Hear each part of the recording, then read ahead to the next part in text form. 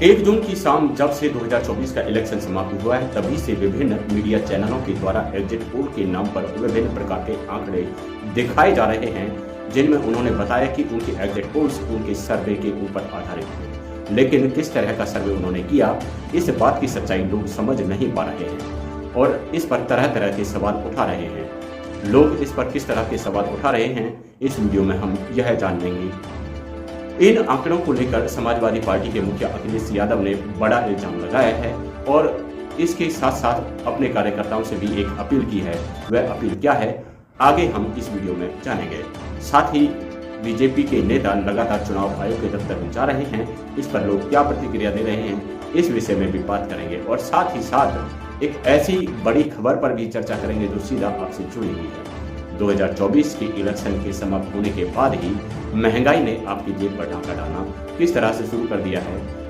तो इन सभी बड़ी खबरों के लिए बने रहिए हमारे साथ अंत तक। नमस्कार, मैं रतनपाल भारती और स्वागत करता हूं आपका अपने इस चैनल नेशनल न्यूज में। साथियों, अगर आप इस चैनल पर नए हैं तो आपसे गुजारिश है कि इस चैनल को सब्सक्राइब जरूर कर लें, वीडियो को लाइक करके ज़्यादा से ज़्यादा शेयर करें। अब खबरें विस्तार से। 1 तारीख को जब से ही लोकसभा का चुनाव खत्म हुआ है, उसी समय से विभिन्न मीडिया चैनल्स के माध्यम से एग्जिट पोल के नाम पर आंकड़े लोगों के सामने रखे गए। इन आंकड़ों का आधार क्या था, कोई समझ ही नहीं पा रहा है। इन आंकड़ों को बनाने में विभिन्न चैनल्स ने कोई खासी मेहनत की है, इस बात को भी स्वीकार नहीं किया जा सकता। आप सभी ने एग्जिट पोल देखे होंगे और आपको भी शायद इनमें गड़बड़ियों की आशंका लगी होगी।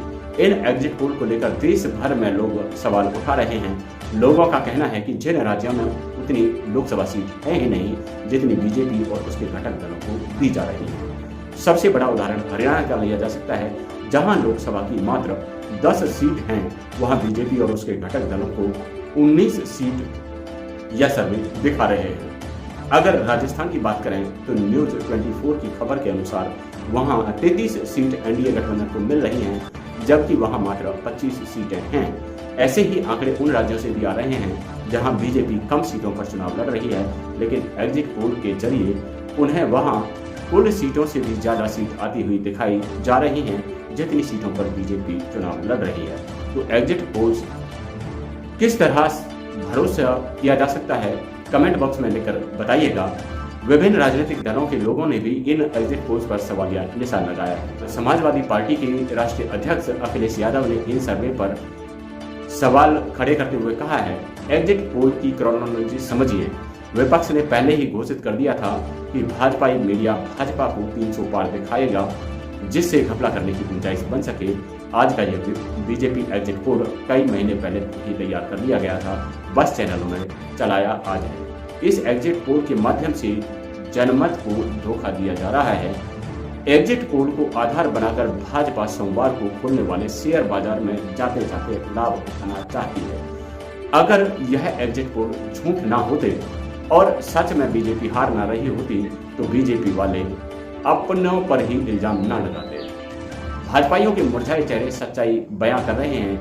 भाजपा यह समझ रहे हैं कि पूरे देश का परिणाम चंडीगढ़ के मेयर के चुनाव की तरह नहीं बदला जा सकता है, क्योंकि इस बार विपक्ष पूरी तरह से सजग है और जन आक्रोश भी चरम पर है। भाजपा से मिले हुए भ्रष्ट अधिकारी भी सर्वोच्च न्यायालय की सक्रियता देखकर धांधली करने की हिम्मत नहीं जुटा पा रहे हैं। साथ ही वह जनता के क्रोध का भी शिकार नहीं होना चाहते। इंडिया गठबंधन के सभी कार्यकर्ता, पदाधिकारी और प्रत्याशी ईवीएम की निगरानी में 1% भी चूक न करें। इंडिया गठबंधन जीत रहा है, इसलिए चौकन्ने रहकर मतगणना होने पर जीत का जश्न मनाएं। वहीं दूसरी तरफ आम आदमी पार्टी के पूर्व मंत्री राजेंद्र पाल गौतम ने भी एग्जिट पोल पर सवाल उठाए हैं। उन्होंने अपने बयान में कहा है कि एग्जिट पोल्स के झांसे में न आएं, अपने सभी काउंटिंग एजेंट CU व BU के नंबर्स को फॉर्म 17C से मिलान जरूर करें और 5% मशीनों का वीवीपैट की पर्चियों से मिलान कर अंतिम रिजल्ट तक गिनती काउंटर्स को ना छोड़ें। संविधान जीतेगा। जय भारत साथियों, ये जो एग्जिट पोल आए हैं ये पहले से प्रायोजित हैं। आप इन एग्जिट पोल के चक्कर में बिल्कुल ना फंसें। ये सब इसलिए लाए गए हैं ताकि आप लोग गिनती के समय पहले से ही डिमोरलाइज हो जाएं और पूरी गिनती किए बिना वहां से उठ जाएं। आपको जो 5% मशीनों की काउंटिंग उनके वीवीपैट से मिलानी होती है, जब तक वो ना मिल जाए तब तक वहां से हिलना नहीं है। और जो अधिकारी गड़बड़ी करते हैं किसी सत्ताधारी पार्टी से मिलकर चुनाव की काउंटिंग के लास्ट टाइम पर, वो ना कर पाए, इसलिए आपका वहां डटे रहना बहुत जरूरी है। अपना हौसला बनाए रखिए, क्योंकि जमीन पर जो दिख रहा था उसके एकदम उलट एग्जिट पोल का आना ये कोई आश्चर्य करने वाली बात नहीं है, बल्कि ये प्रायोजित है। इसलिए आप लोग अपने हौसले के साथ पूरी काउंटिंग को लास्ट तक होने तक डटे रहें। और काउंटिंग शुरू होने से पहले सारी मशीनों पर जो नंबर होता है उन नंबरों को, बैलेट मशीन और बैलेट यूनिट का जो नंबर होता है उन सबको मिला के काउंटिंग को पूरे अच्छे से आप लोग उसमें शामिल रहें, उस पर नजर रखें और पूरी काउंटिंग होने के बाद ही वहां से उठे। मुझे पूरा भरोसा है इंडिया गठबंधन की सरकार जरूर बनेगी। ये फर्जी आंकड़े 2004 में भी फेल हुए, 2009 में भी फेल हुए, अक्सर फेल होते आए हैं और अभी विधानसभा के जो चुनाव हुए थे 4 राज्यों में उसमें भी फेल हुए। तो आप लोग नजर रखिए, डटे रहिए, निश्चित तौर पर इंसाफ मिलेगा, संविधान की जीत होगी। धन्यवाद। नमो बुद्धाय, जय भीम, जय संविधान। अब चलते हैं अगली बड़ी खबर पर। पूर्व प्रधानमंत्री मनमोहन सिंह ने एक वीडियो शेयर करते हुए लिखा है कि केंद्रीय मंत्री पीयूष गोयल चुनाव आयोग के ऑफिस पहुंचे। सवाल ये है कि जब 400 जीत रहे हैं तो चुनाव आयोग के पास क्यों गए। इस वीडियो में पीयूष गोयल चुनाव आयोग के ऑफिस में जाते हुए देखे जा सकते हैं।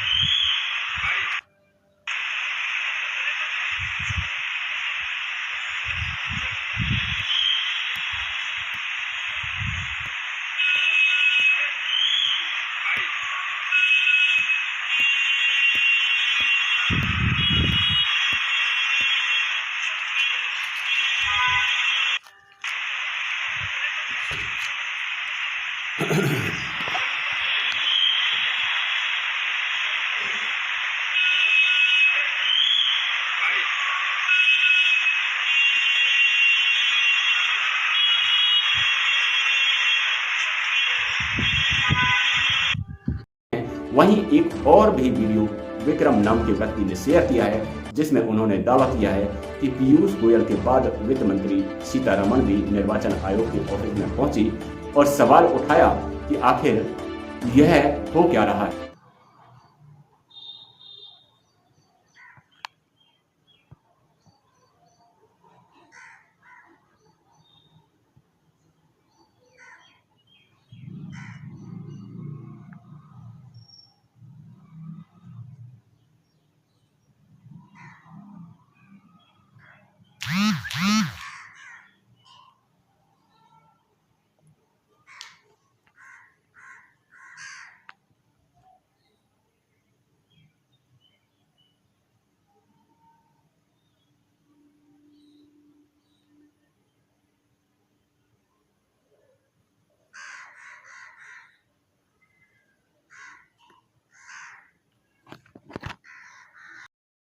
जब काउंटिंग से पहले भाजपा नेता इस तरीके से चुनाव आयोग के ऑफिस में पहुंच रहे हैं तो सवाल तो वाजिब हैं, क्या कहीं कोई ऐसी खिचड़ी पक रही है जिसमें चुनाव आयोग को दबाव में लेकर अपने पक्ष में रिजल्ट्स को दिखाने का दावा बीजेपी कर सकती है। क्योंकि 1 जून को ऐसे भी वीडियो सामने आए जिसमें कोई चुनाव अधिकारी वीवीपैट ईवीएम की पेटी खोता हुआ भी पाया गया और जब रिपोर्टर्स के द्वारा उससे पूछा गया तो उसने जवाब दिया कि बैटरी बदलने के लिए उसने बक्सा खोला था। और सभी लोग हैं जो यहाँ पर ईवीएम जमा करने, आपने अपने हाथ ही से क्यों खोल लिया? खोल के दिखाओ। खोले क्या कर रहे थे ईवीएम खोल के, भाई बताओ ना। बैटरी मेरे भाई निकाल रहे थे। बैटरी आपको वहाँ पे निकालनी चाहिए ना, बैटरी आप यहाँ क्यों निकाल रहे हैं? नहीं, आप कौन है, मतलब थोड़ा बता दीजिए मुझे। कोई नहीं, परेशान मत होइए, अपनी अपना थोड़ा परिचय बता दीजिए। मैं अमित कुमार, प्रथम मतदान अधिकारी। अच्छा अच्छा, तो आप ये क्यों कर रहे थे? इसका अधिकार है, खोलने का अधिकार था आपको? नहीं, काउंटर में जमा करने गया हूँ, पीठासीन हमारे लाइन में लगे हुए हैं तो उन्होंने कहा कि बैटरी निकाल कर आए। मैं बैटरी 1 मिनट रुकिए, पीठासीन मेरा फोन आ रहा है। बात कर लीजिए, बात कर लीजिए।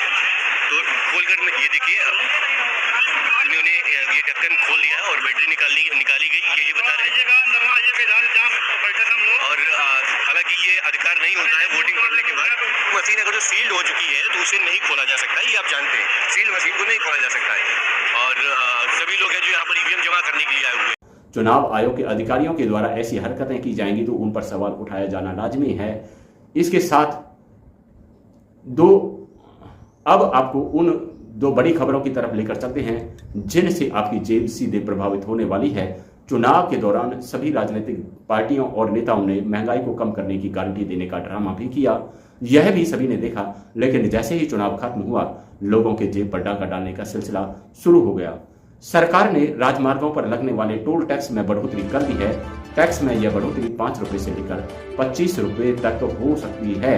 इसको लेकर एक अखबार ने हेडिंग बनाई, 5 रुपए से 25 रुपए तक बढ़ा टोल, आज रात से वसूला जाएगा। National highway authority of India ने 1 अप्रैल से राजमार्ग के टोल प्लाजा पर टोल टैक्स की दरों को बढ़ाया था। इसके लिए गजट भी जारी हो गया था। लोकसभा चुनाव को देखते हुए इस आदेश को स्थगित कर दिया था। अब मतदान खत्म हो चुका है। इसको देखते हुए 2 जून की रात 12 बजे से टोल टैक्स की दरों में दरें बढ़ाने का फैसला लिया गया है।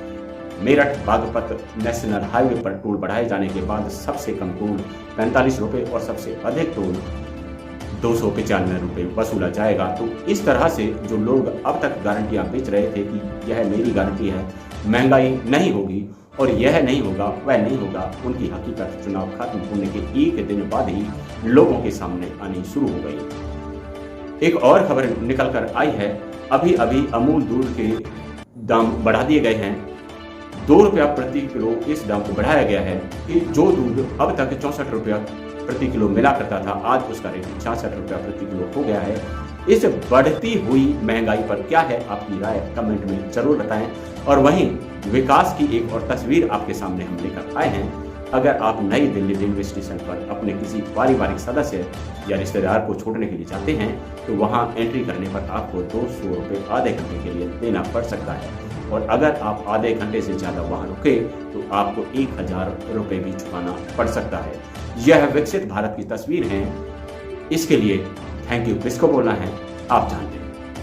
अब की हमारी इस वीडियो में इतना ही, लेकिन आपसे गुजारिश है कि अगर आपने इस चैनल को सब्सक्राइब नहीं किया है तो इसे सब्सक्राइब जरूर करें, वीडियो को लाइक करके ज़्यादा से ज़्यादा शेयर जरूर करें। नमस्कार।